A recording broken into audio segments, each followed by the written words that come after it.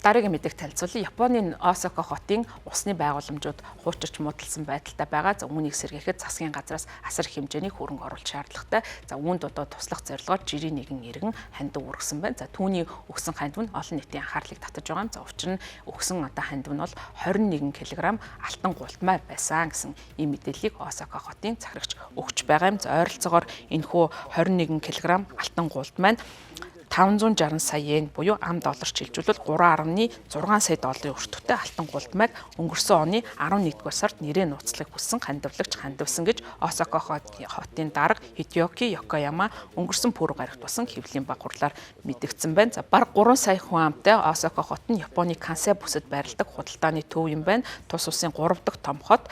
За гэвч бол Японы олон хотын нэгэн адил Осака хот усны болон бохрын хоолойнууд нь хуучирч муудалсан байдалтай байгаа нь аюулгүй байдлын эрсдлийг бий болгож байгаа. За Осака хотын усны давчааны мэдээлснээр 2024 оны санхүүгийн жилд зам дороос ус гоцсон 90 гаруй тохиолдол бүртгэгдэж байсан байна. Хуучирч муудсан хоолойн асуудлыг шийдвэрлэхэд асар их хөрөнгө оруулалт шаардлагатай. Тиймээс энэхүү бэлгийг бол би маш их талархаж хүлээж авсан гэж Осака хотын дарга Хидеоки Йокояма пүрэв гарагт сэтгүүлчид их хэмжээний алтан гултмайг хандивын талаар одоо асуултанд хариулахдаа мэдгдсэн байна. За Йокоямагийн хувьд алтан гултмай хэмжээг хараад гайхаж хэлэх үг олдоогүй байна. За тэрхүү нууцлах хандивлагч нь өмнө нь хотын усан байгууламжийг сайжруулахад мөн 500 мянган йенийг бэлнээр хандивуулж байсан гэж хотын захирагч нэмж хэлсэн байна. Осака хотын усан байгууламжийн товчоо пүрэв гарагт гаргасан мэдээлэлтэй алтны хандив талархаж байгаагаа илэрхийлэн усны хоолойг хуучирч муудсан хэсгийг шинжилгэд зориулна гэж мэдгдсэн.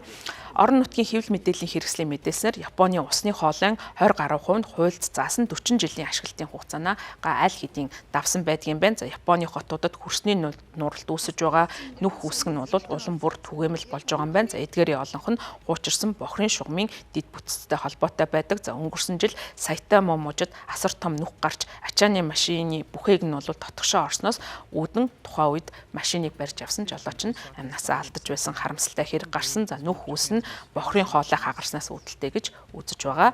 За энэ явдал нь Японы эрх баригчдыг улс орон даяар зэвэрсэн хоолойг соёлох ажлыг эрчимжүүлэхэд хүргэсэн гэвч төсвийн асуудлаас болоод хоолойг шинжлэх ажлын явц одоогийн байдлаар зогсон байдалд ороод байгаа юм байна. За Осака хот нь нийтдээ 260 км урттай хоолойг шинжлэх шаардлагатай байгаа. За 1.9 км уртыг нь бол шинжлэхэд 500 сая орчим йен шаардлагатай гэж хотын усны ажилтан Эйжи Котоны хэлсэн байна. За өөрөөр хэлбэл нууцлаг одоо энэхүү хандивлагчийн өгсөн алтан гултмайг нийтдээ 1.9 км урттай хэсгийг шинжлэхэд ашиглах боломжтой гэж үзэж байгаа юм байна. За тэгэхээр асар их хэмжээний хөрөнгө оруулалт Осака хотод цаашид шаардлагатай болж байгаа юм байна.